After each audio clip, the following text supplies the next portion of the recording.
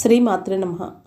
పచ్చజొన్నలతో పేలపిండి, పేలాలు వేయించడం, పేలపిండి కొలతలతో కరెక్ట్గా వస్తుంది. ఈ విధంగా చేస్తే నేను పచ్చజొన్నలు తీసుకున్నాను. వాటిని ఈ విధంగా ఒక ఆ గిన్నెతోటి ఒక గిన్నె తీసుకున్నాను.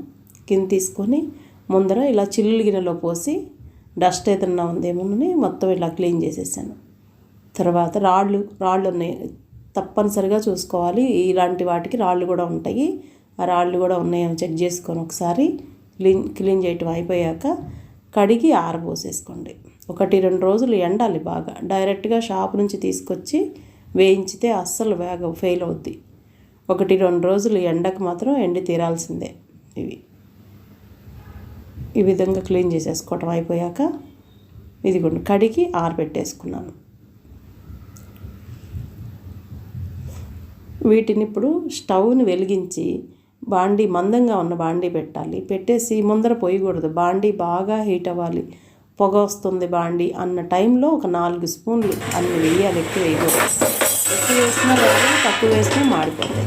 క్లాత్ వేయడం ఎందుకంటే ఇది మొత్తం స్ప్రెడ్ అయిపోతుంది. అంత కౌంటర్ అంతా పడిపోయింది ఆల్రెడీ, అందుకనేసి క్లాత్ వేస్తున్నాను. అమ్మ చెప్పింది ఇలా క్లాత్ వేసుకోవచ్చు అనేసి.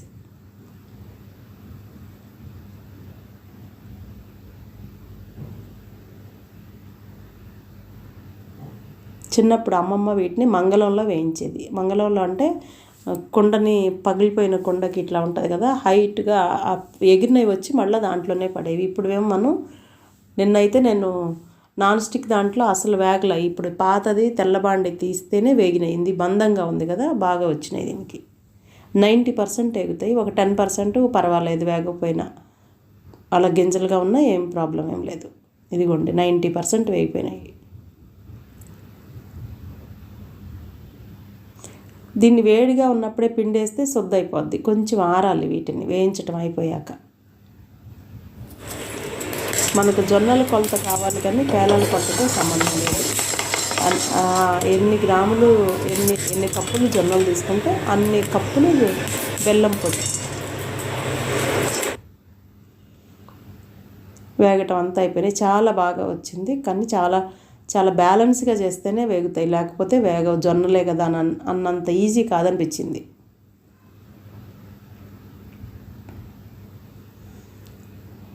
నాలుగు యాలకులు, 1 కప్పు జొన్నలు, 1 కప్పు బెల్లము, 4 యాలకులు.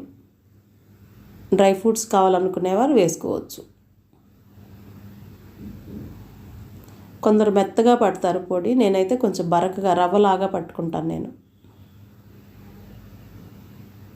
మరీ మెత్తగా అయితే పళ్ళకు అంటుకుంటుంది, మాట్లాడుతుంటే పడిపోతుంది కింద. కానీ ఇప్పుడు ఇది కొంచెం బరకగా ఉండటం వల్ల తినడానికి బాగుంది. ఇదిగోండి, ఇది ప్లెయిన్ పిండి. ఊరికే అట్లా పట్టాను, అంటే బెల్లం ఏం వేయకుండా పడితే అట్లా వస్తుంది. కొంచెం బెల్లం ఎక్కువగా వేసుకొని డ్రై ఫ్రూట్స్ వేసుకొని యాలక పొడి వేసుకొనేసి లడ్డూలాగా కూడా చేసుకోవచ్చు. ఇది